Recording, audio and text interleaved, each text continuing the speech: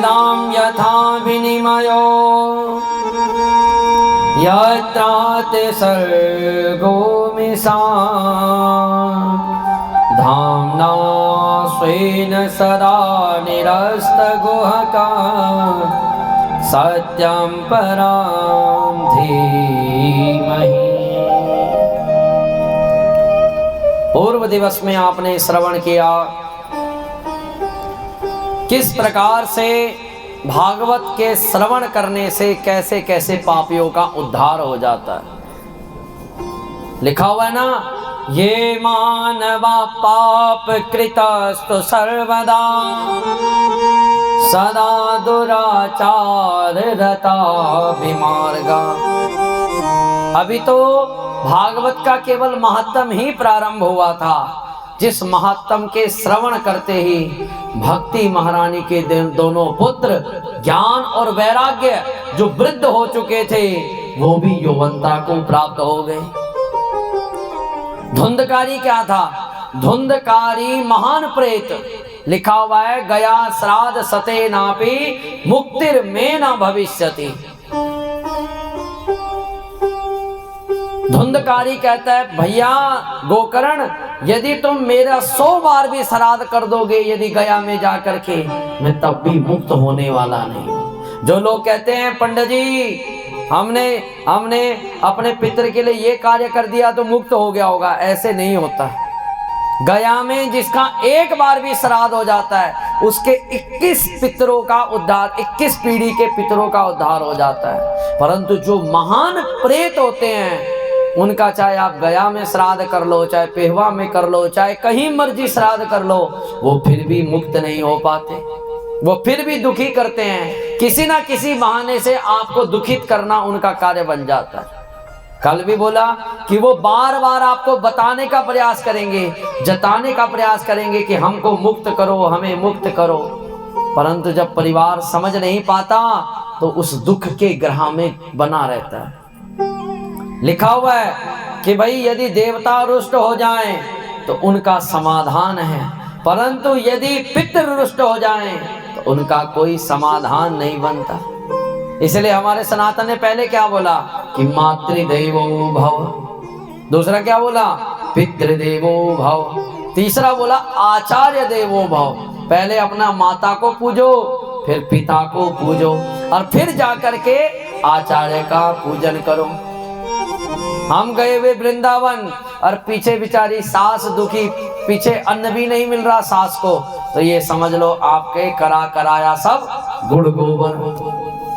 क्योंकि यदि हमारे माता पिता ही सुखी नहीं हो पाए महाराज, तो ये समझ लो आप चाहे जितना मर्जी धन कमा लो, जितने मर्जी देवताओं को पूज लो, तो श्रम एव ही केवलम, केवल आपका कोरा परिश्रम ही बचा रहेगा। इसलिए जन्माद्यस्य यतोऽन्वयादितरता चार्थे सभी नट्सरा तेने ब्रह्म हृदय आदि कवये मोहयन्ति सूरया। इसलिए यहां से भागवत कथा प्रारंभ होती है। महात्म, जिसने महात्म पर भी विश्वास कर लिया, ये समझ लो उसका भी कल्याण है। एक गांव में एक पंडित जी रहा करते थे, बड़े विद्वान थे, प्रकांड विद्वान है, ब्राह्मण देवता। उन्होंने एक जगह पे महाभारत में या भागवत में पढ़ लिया कि जो एक बार भी गंगा का स्नान कर देता है महाराज जी, वो विष्णु लोकम सगच्छति, गंगा गंगेत यो ब्रूयात्। भाई जो एक बार भी गंगा का स्नान कर लेता है वो विष्णु लोक को चला जाता है। अब ब्राह्मण देवता की बुद्धि में बात बैठेगी कि भैया यदि मैंने गंगा में स्नान किया तो कहीं ऐसा ना हो कि मेरे बाल बच्चे छूट जाए और मैं भगवान को प्यारा हो जाऊं, क्योंकि विष्णु लोक तभी जाएगा जब शरीर पूरा होगा। भाई मरे हुए तो स्वर्ग भी नहीं मिलता। तो वो ब्राह्मण देवता ने कसम खा ली कि मैं जब तक मैं गंगा में तब स्नान करूंगा जब मैं बूढ़ा हो जाऊंगा, क्योंकि जब बूढ़ा हो गया तो मेरे बाल बच्चों के तो मुझे कोई फिक्र नहीं रहेगी। बेचारे की उम्र हुई 50-60 साल। उसको लगा कि भैया अब मेरा विरक्तता का समय है, तो चलो साहब अब गंगा स्नान के लिए। सबको राम राम करी, घर को सबको प्रणाम किया, गांव वालों को राम राम करी कि भैया अब मैं आने वाला नहीं, क्योंकि मैं गंगा का स्नान करूंगा, विष्णु लोक चले जाऊंगा। तो बेचारा हरिद्वार आया। गंगा में जिस विधि से गंगा में स्नान करना चाहे उस विधि से, याद रखना गंगा के स्नान की भी विधि होती है। ऐसा नहीं कि हर हर गंगे मारते हुए उसमें गोता और फिर वापिस आ गए। पहले हमेशा किसी भी गंगा में, किसी भी सरोवर में स्नान करना है तो सबसे पहले उसको अपने माथे पे लगाना चाहे जल को, फिर अपने कंठ पे लगाना चाहे, फिर अपनी नाभि पे और फिर पैरों पे डालना चाहिए। तो ऐसे ही ब्राह्मण देवता ने जो विधि थी गंगा स्नान की, उस विधि से उसने स्नान करना प्रारंभ किया। बेचारे ने नाक बंद करी, आंख बंद किया और हर हर गंगे करते हुए गंगा में उतर गया। अब अंदर ही अंदर सोच रहा है कि ब्राह्मण देवता सोच रहा है कि मैं जैसे ही बाहर आऊंगा तो मुझे भगवान विष्णु दिखेंगे, मुझे वैकुंठ मिलेगा, चारों तरफ प्रकाश ही प्रकाश होगा, जैसे वैकुंठ का विवरण शास्त्रों में लिखा। तो बेचारे की सांस फूलने लगी। बेचारा बाहर आया, जैसे ही बाहर देखा तो वही हर की पौड़ी भी वही, गंगा भी वही, और 2-4 व्यक्ति जो नहा रहे थे वो भी वही। बोलो राधे राधे। अब ब्राह्मण ने सोचा कि महाराज ये क्या प्रयोजन हुआ कि मैं विष्णु लोक को क्यों नहीं गया। सोच ही रहा था, सोचने लगा कि एक डुबकी और मार लेता हूँ। फिर बेचारा अंदर गया, अंदर जाते फिर डुबकी मारी पर कोई कल्याण नहीं हुआ। अब बेचारा ब्राह्मण देवता बाहर आया और वहां पर पौड़ियां थी, पौड़ियों पे जाके बैठ गया। सोचने लगा कि महाराज वो भागवत जिसमें लिखा है कि गंगा स्नान के बाद विष्णु लोक मिलता है, वो भागवत भी शुद्ध है, वो भी झूठी नहीं हो सकती, और ये गंगा भी झूठी नहीं है, और मैं स्नान करने वाला भी झूठा नहीं। मतलब मेरी श्रद्धा में कोई ना कोई कमी रही है, इसलिए मैं विष्णु लोक नहीं गया। भगवान को याद कर ही रहे थे। इतने में नारद जी आ गए। बोलो नारद जी महाराज की जय।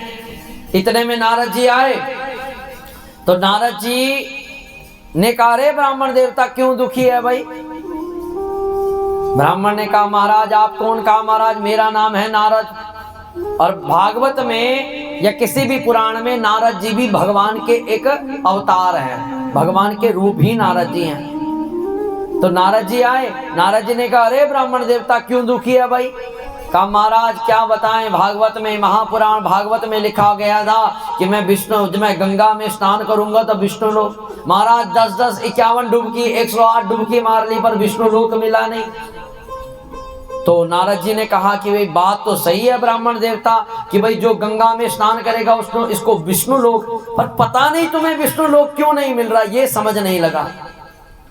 ब्राह्मण हाथ जोड़ करके कहने लगा महाराज आप भी बहुत बड़े वरदानी हो, आप भी बहुत बड़े संत हो, कोई समाधान करो।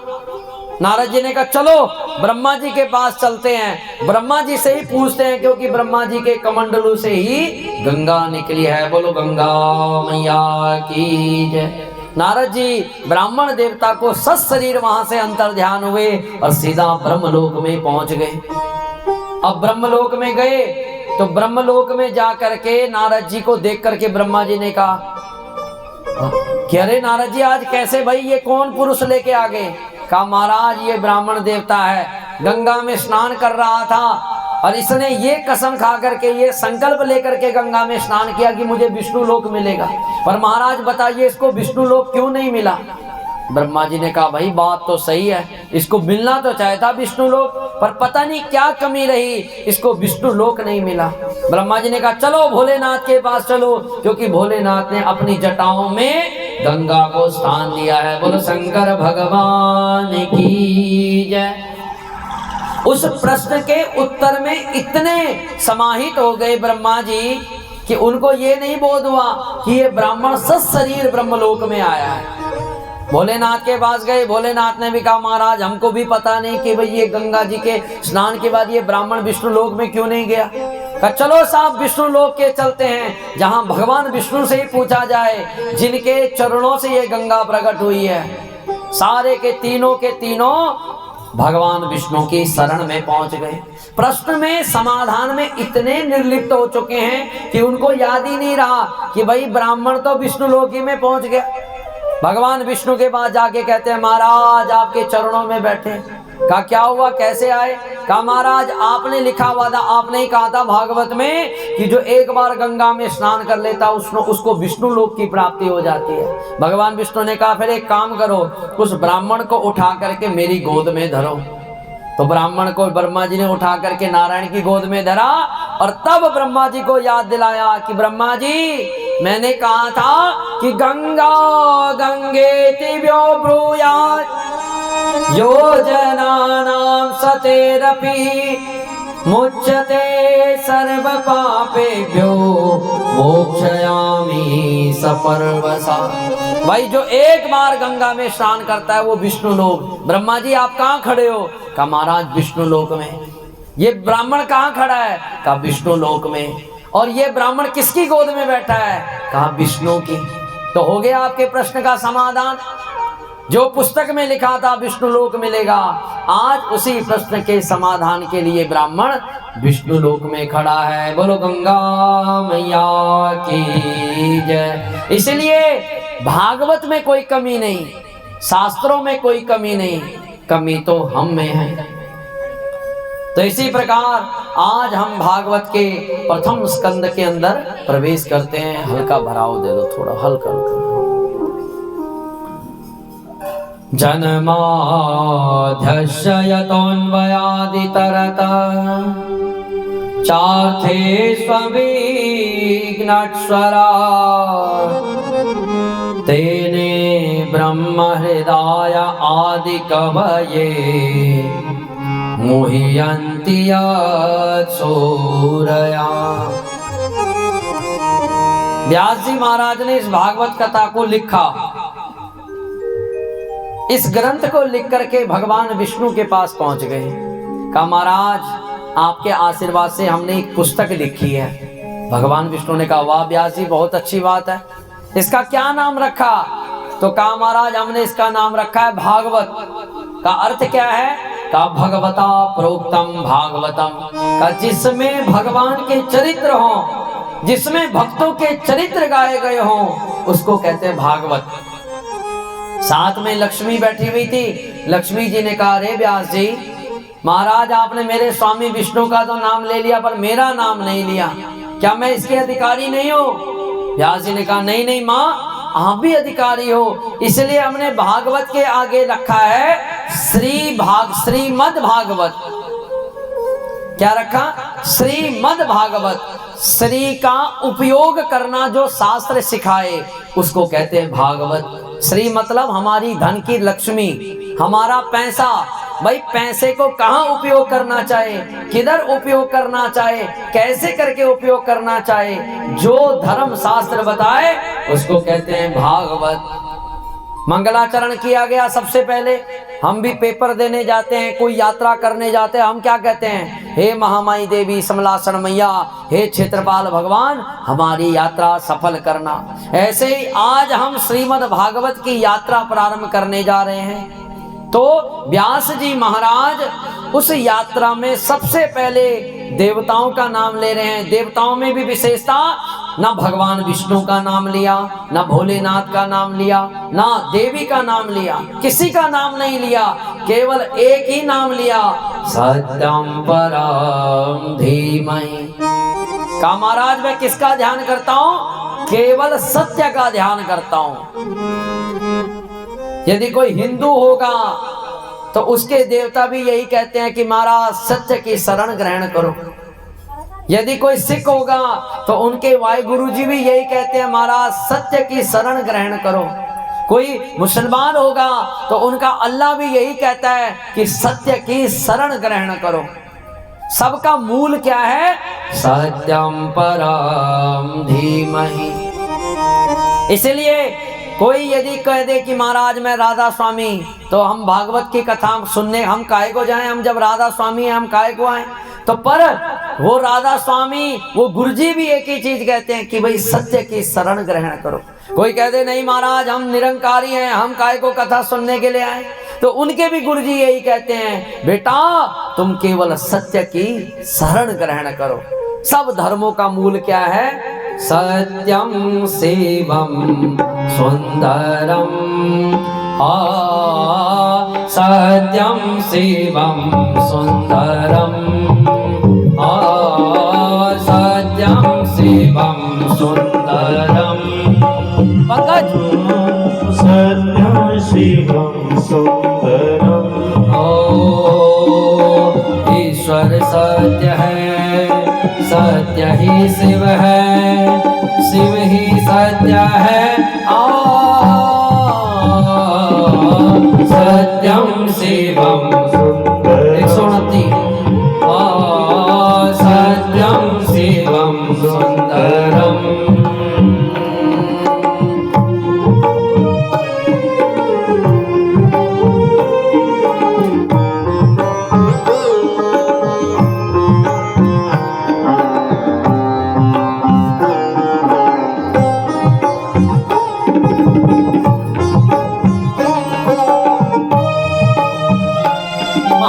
कहते हैं कि भाई ये परमात्मा जिसने ये संसार बनाया वो सत्य स्वरूप है, ये सत्य ही शिव है और शिव ही सुंदर है।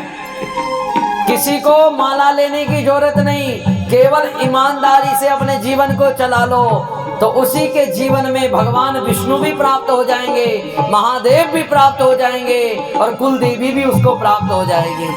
पर हम कर रहे हैं हम कर रहे हैं 2 नंबर से अपना जीवन चला रहे हैं। तो महाराज चाहे 10 जगह माथे भी टेक लो तब भी आपका कल्याण नहीं होगा। केवल ईमानदारी से सत्य की शरण ग्रहण कर दो तो अकस्मात निकलेगा क्या? सत्यम शिवम सुंदरम, सत्यम शिवम सुंदरम। राम अवध में,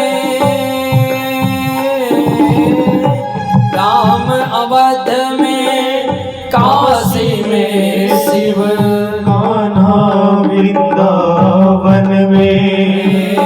दया करो प्रभु देखो इनको, दया करो प्रभु देखो इनको, हर घर के आंगन में।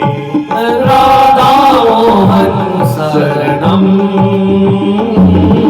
सत्यम शिवम सुंदरम, सत्यम शिवम सुंदरम, सत्यम शिवम सुंदरम। इसलिए जिसके जीवन में सत्य है, जिसके जीवन में देखो, आपको यदि कहीं पर कोई ईमानदार भी मिल जाए ना, ये समझ लेना आपको परमात्मा मिल गया।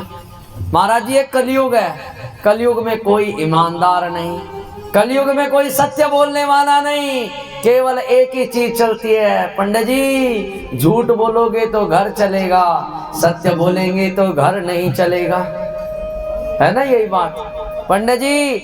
सत्य का सहारा लेकर के घर नहीं चल सकता, यदि झूठ नहीं बोलोगे तो तब तक हमारा घर नहीं चलेगा। पर यदि संसार में आपको कोई ईमानदार मिल गया, संसार में आपको कोई सत्यवान पुरुष मिल गया, उसके चरण पकड़ लेना है भैया, मुझे तो समझ लो भगवान मिल गया। इसलिए कि सत्यम शिवम सुंदरम, परंतु उसी सत्य को हम भगवान कृष्ण में यहाँ पर प्राप्त करना चाहते हैं और भागवत में उसी सत्य को कृष्ण बताया गया है। सत्यम वरा सत्य परांति सत्या, सत्य सयोनि निहितम च सत्ये। उसी सत्य को भगवान कृष्ण का स्वरूप बताया है। इस मंगलाचरण को हम भगवान कृष्ण में घटित करेंगे। भगवान अजन्मा है, भगवान का जन्म नहीं होता महाराज जी। जितने भी अवतार हुए, राम जी का हुआ, कृष्ण भगवान का हुआ, भगवान किसी के गर्भ से पैदा नहीं हुए, ये बात स्पष्ट है। भगवान अवतरित हुए हैं। राम जी यज्ञ कुंड के हविष्य पैदा हुए हैं। ऐसे ही भगवान देखो, भगवान को इस सृष्टि में आना है। लोग कहते हैं भाई कंस को मारने के लिए आए, रावण को मारने के लिए आए, इसको मारने के लिए आए, उसको मारने के लिए। अरे महाराज, जो परमात्मा ऊपर बैठा हुआ इस सृष्टि को खत्म कर सकता है, क्या उसको रावण मारना क्या चुटकियों का खेल है? ऊपर से ही सुदर्शन छोड़ देता तो कंस की गर्दन ऊपर से ही उड़ा देता। रावण को मारना था, ऊपर से ही भगवान बाण छोड़ते तो उसको वहीं पर खत्म कर देते। तो भगवान आए क्यों हैं? और इस दुखालय में जहां पल पल में दुख है, हर पल में दुख, तो आए क्यों हैं?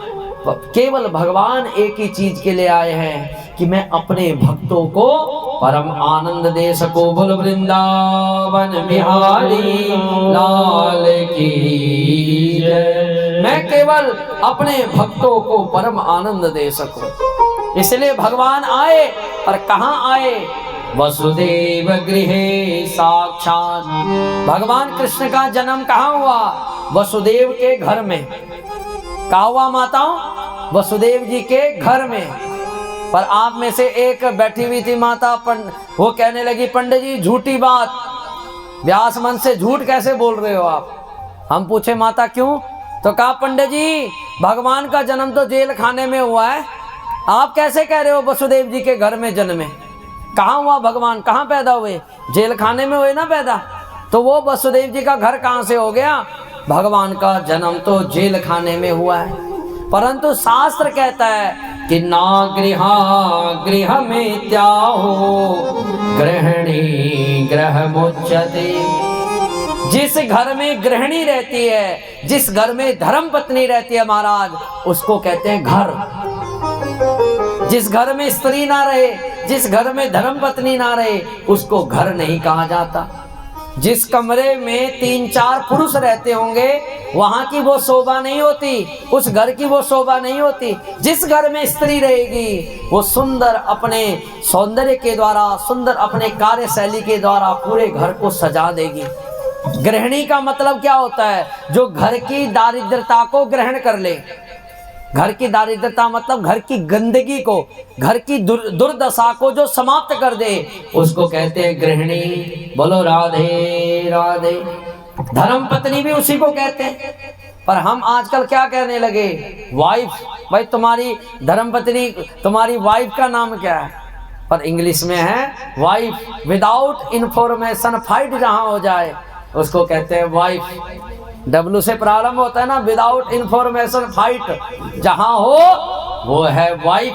और जहां धर्म को निभाने वाली स्त्री रहती हो, उसको कहते हैं धर्म पत्नी। बोलो राधे राधे। इसलिए भगवान का अवतरण कहाँ हुआ? वसुदेव जी के घर में, क्योंकि जेल खाने में वसुदेव जी भी हैं और देवकी जी भी हैं। पर भगवान ने आते ही संसार में त्याग दिखाना भगवान ने प्रारंभ कर दिया। भगवान उस जेल खाने में नहीं रहे, भगवान वहां से निकल पड़े। कहाँ? कि भाई अन्वयादितरता।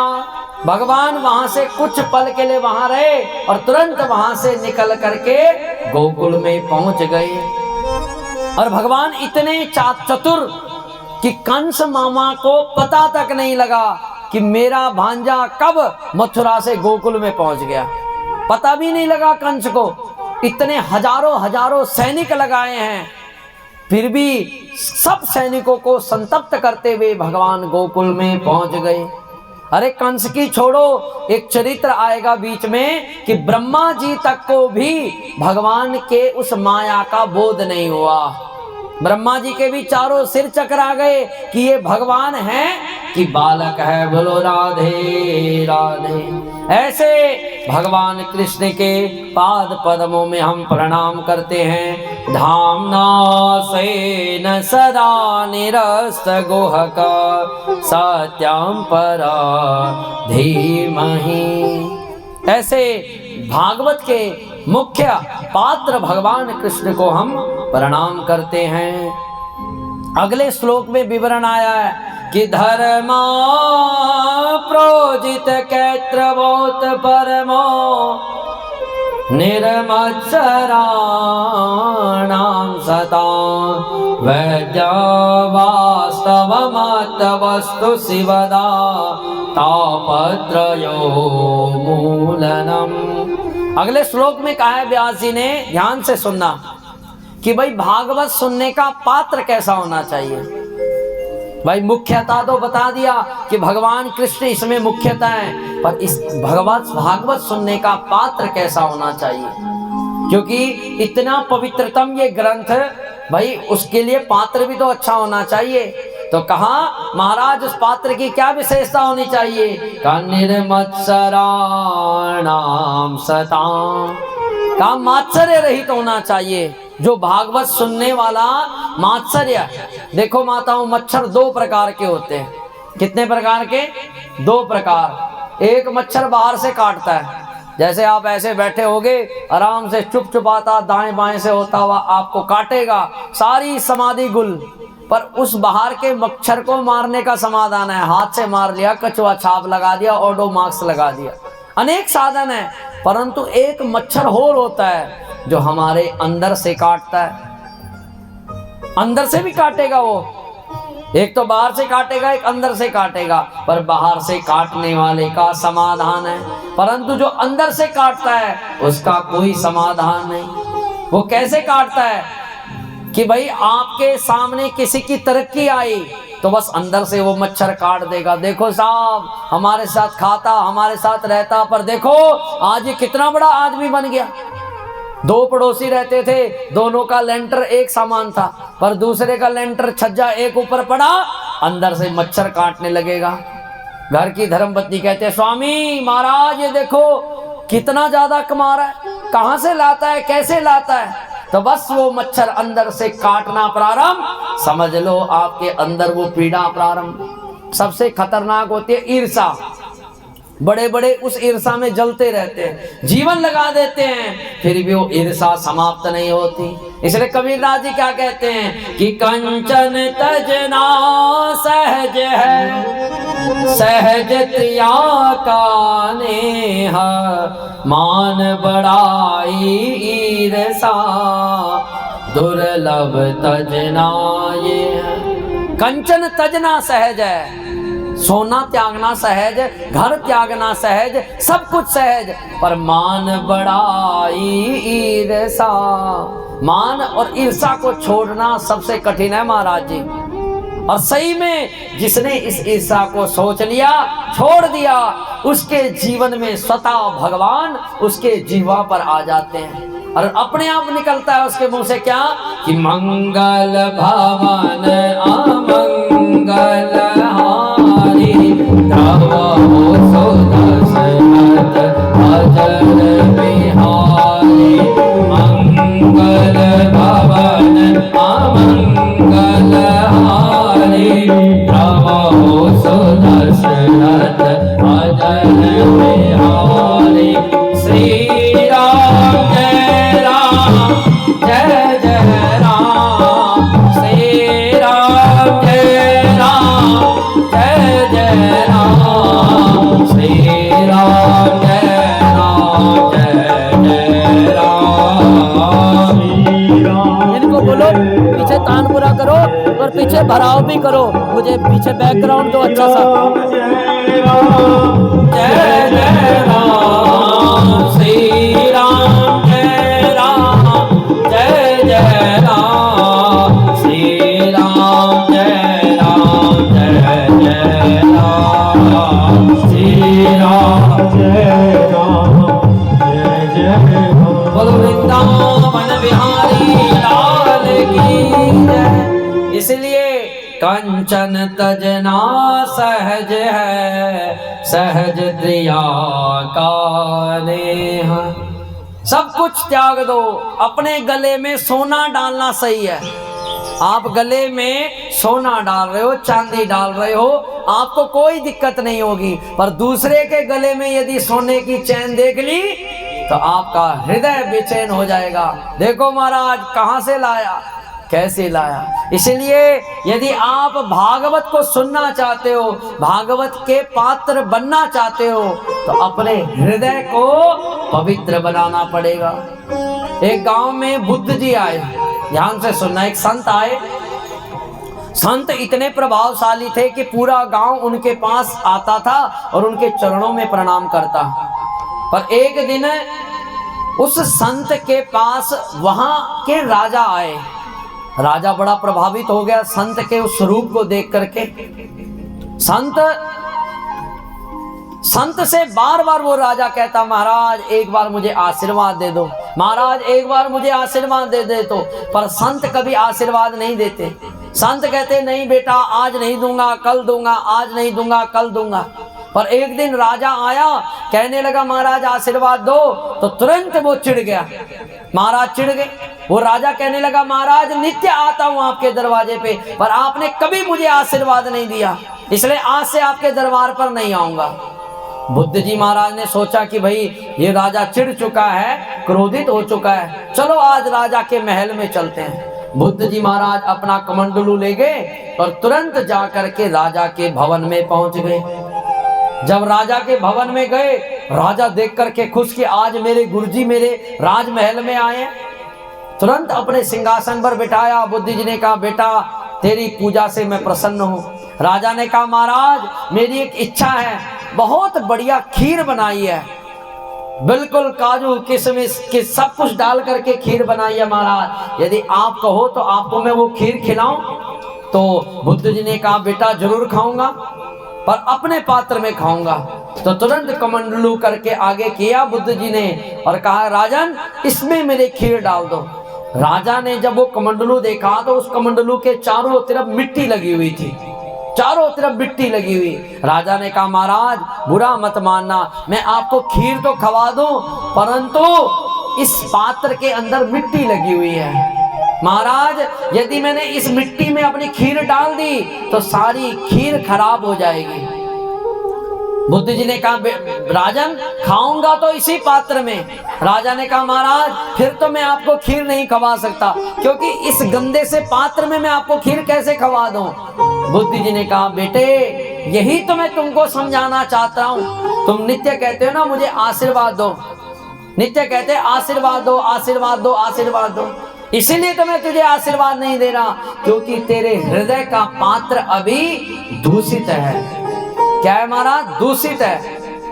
काम क्रोध लोभ ईर्षा द्वेष छल कपट जब हृदय के अंदर बैठा रहेगा तो ना आपको कथा समझ लगेगी, ना भगवान का नाम समझ लगेगा। बोलो वृंदावन बिहारी लाल की जय। इसलिए कंचन तजना सहज है, सहज त्रिया का नहीं।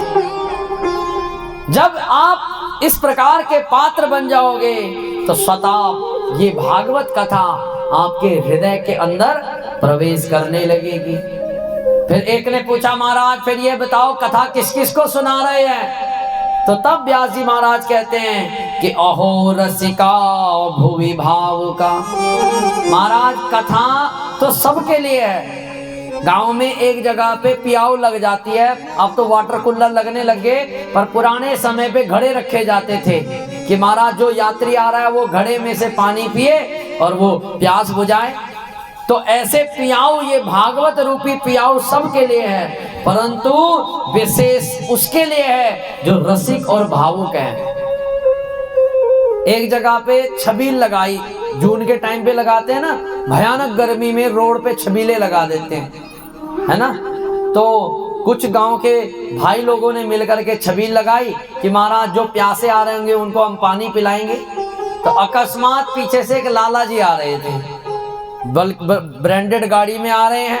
लाला जी सुंदर आए तो गांव के भाई लोगों ने हाथ जोड़े, महाराज जी लाला जी आओ जरा हमारे इस छबील के पानी को तो पियो, इस जल के द्वारा अपने कंठ की प्यास बुझाओ।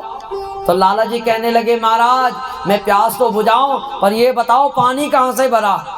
कहा महाराज सुंदर बढ़िया कुएं का वाटर कूलर का ठंडा पानी है। कहा छान के भरा कि कैसे भरा? कहा महाराज जरूरत ही नहीं छानने की, आरओ का पानी है। कहा अच्छा तो इसमें क्या क्या मिलाया है? कहा महाराज इसमें हमने रूअफ़ज़ा भी मिलाया, इसमें हल्का दूध भी मिलाया, हल्की इसमें हमने चीनी भी मिलाई है। कहा अच्छा चीनी ज्यादा मिला दी होगी जिससे शुगर हो जाएगा? नहीं नहीं महाराज उतनी मिलाई है जितने में काम चल जाए। अब ये लाला जी महाराज ये लाला जी प्रश्न क्यों कर रहे हैं? क्योंकि लाला जी को प्यास नहीं है। यदि लाला जी को प्यास होती, लाला जी भयानक गर्मी में आ रहे होते बिना गाड़ी के और मुंह सूखता, तो लाला जी को प्यास लगी रहती तो लाला जी कभी प्रश्न करते कि महाराज ये पानी कहां से भरा, कैसे भरा, किस प्रकार से भरा। लाला जी के आगे यदि आपने गिलास रखा तो लाला जी गुड़ गुड़ गुड़ गुड़ वो पानी साफ। ये नहीं देखेंगे लाला जी किसका भरा, कहां से भरा, कैसे भरा, क्योंकि उनके अंदर क्या है, प्यास है।